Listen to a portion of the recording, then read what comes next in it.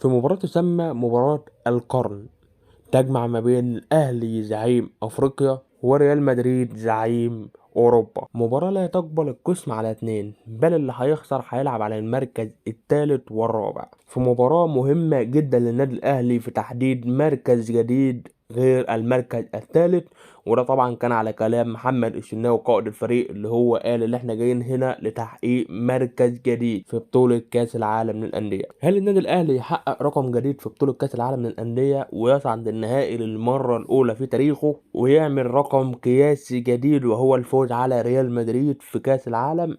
ده اللي احنا نتمناه، وكل واحد اهلاوي يتمنى اللي ده يحصل بكره. طبعا هتبقى مفاجأة كبيرة جدا لو الاهلي عرف يكسب ريال مدريد في كاس العالم للانديه. ولو الاهلي كسب ريال مدريد بكره، الصحافه الاسبانيه هتفضل تتكلم على النادي الاهلي اطول فتره ممكنه. ده مش الصحافه الاسبانيه وبس، ده الصحف العالميه كلها.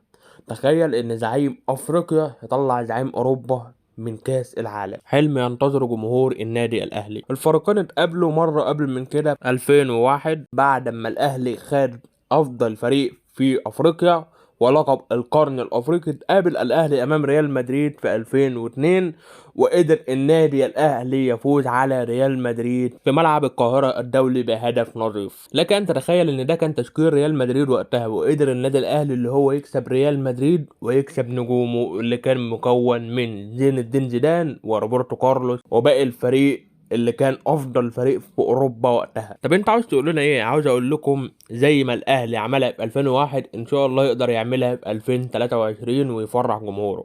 طب ازاي اسامه بكوكبه النجوم اللي موجوده حاليا؟ اقول لك اللي وقتها كان ريال مدريد من افضل فريق في اوروبا وخد لقب القرن الاوروبي، وقدر النادي الاهلي اللي هو يفوز عليه بهدف نظيف. يعني انت عاوز تقول لنا اللي ممكن نشوف الاهلي بكره بيكسب ريال مدريد؟ وليه لا؟ زي الاهلي ما عملها في 2001 بهجمه واحده خلصت الماتش، ممكن الاهلي يعملها بكره ويخلص الماتش. اكيد الريال بكره هيبقى ماسك الماتش وعمال بيهاجم، والاهلي اكيد هيفضل مدافع حتى الوصول لأطول فترة ممكنة والوصول إلى ركلات الجزاء في حالة تعادل علشان نكسب ريال مدريد. في ظل ما الريال بيهاجم، ممكن الأهلي بهجمة مرتدة تخلص اللقاء وتنهي اللقاء زي الهدف بتاع الأهلي في 2001. أنا عارف إن أنا طموحي عالية والله، بس اعذروني معلش. ريال مدريد دخل البطولة وهو معاه أهم غيابين في الفريق، وهو طبعا كريم بنزيما وكورتوا. ما هي أسباب غياب كريم بنزيما عن كأس العالم؟ رقم واحد، اللي اللعيب طبعا كان في إصابة ورجع. رقم اتنين، وهو أنشيلوتي قرر اللي هو ما يلعبوش أي مباراة في كأس العالم حتى النهائية. يعني في حال وصول الريال مدريد إلى نهائي كأس العالم، كريم بنزيما مش هيلعب مع الفريق في كأس العالم. انشيلوتي قرر اللي هو يسيبه ويبدا يلعبه في المباريات القادمه اللي هي ما بعد كاس العالم. تعالوا كده بقى نقول مع بعض نقط الضعف عند ريال مدريد. ايه ده؟ ايه مفيش؟ طب تعالى بقى كده نقول نقط القوه عند ريال مدريد. طب انت عايز ايه حضرتك؟ ايه ايه برضه مفيش؟ طب تعالى بقى كده نتوقع مع بعض تشكيل النادي الاهلي. طب قبل كده بس ما نروح نقول تشكيل النادي الاهلي، تعالى بس كده نقول ان الريال هيلبس بكره التيشيرت الاحتياطي، والاهلي هيلبس التيشيرت الاساسي اللي هو الاحمر والتيشيرت الابيض والشراب الاحمر. تعالى بقى كده مع بعض نقول التشكيل اللي من وجهه نظري اللي المفروض الاهلي يبدا بيه بكره. رقم واحد طبعا وهو تشكيل 4-3-3 اللي بنسبه كبيره كولر هيبدا بيه بكره، وانا نصيحه بلاش كولر يبدا بالتشكيل ده بكره. انا اولا كده من وجهه نظري اللي المفروض كولر يبدا بكره ب 3-5-2 او ب 5-4-1.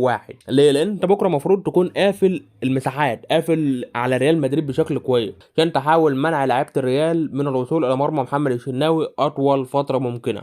فانا من وجهه نظري انا شايف ان الطريقه دي بكره هي اللي هتكون الافضل للنادي الاهلي. او لو كولر مش عاوز يلعب بخمسه في الدفاع، انا شايف اللي هو يلعب بثلاثه في الدفاع، 3-5-2، وهي الطريقه دي. طب ليه انا قلت اللي هو يلعب بالطريقتين دول؟ اولا فاكرين الماتش طبعا البايرن ميونخ لما كان بيلعب الاهلي في كاس العالم، موسيماني كان بيلعب بطريقه 5-4-1. وفي الماتشات الافريقيه في بطولة افريقيا كان بيلعب ب 3-5-2 وكان برضه بيرجع حمدي فتحي وراه. فانا عاوز كولر يركز بكره اللي حمدي فتحي يكون ورا في الدفاع، وانا قلت على ده اكتر من مره وقلتها المباراه اللي فاتت، لكن كولر فضل اللي هو يلعب حمدي فتحي قدام. وده طبعا من وجهه نظري اللي حمدي فتحي يكون ورا افضل. حمدي فتحي ورا بيقفل الدفاع بشكل كويس، وبكره لو رجع مع محمد عبد المنعم ومحمود متولي اكيد الدفاع هيبقى متامن شويه. طب انت عاوز ال11 مين اللي يلعبوا بكره في التشكيل الاساسي ايا كانت الطريقه؟ محمد الشناوي طبعا في حراسه المرمى. في الدفاع هيبقى محمد هاني، محمود متولي، محمد عبد المنعم، علي معلول.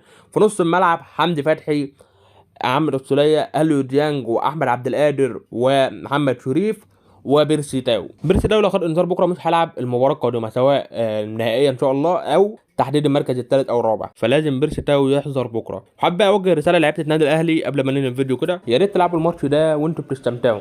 الماتش ده للاستمتاع، انت مش مطلوب منكم اي حاجه غير انكم تستمتعوا بالمباراه.